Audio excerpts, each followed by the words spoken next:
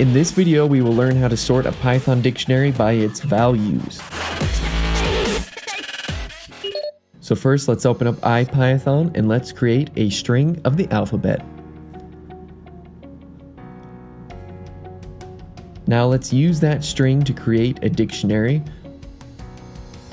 We will create it so that the values are in reverse order, so that way we can sort it. Alright, so let's go ahead and print out that dictionary we just created. And now that we have that dictionary, let's sort it by the values. So to do that, we import operator, and we will create an X dictionary, which will be the sorted version of our dictionary, sorted by values.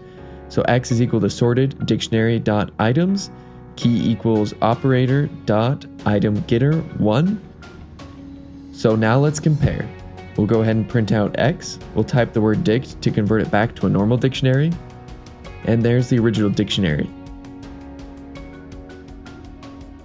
You can see that now the number 1 is ordered first, even though it has Z.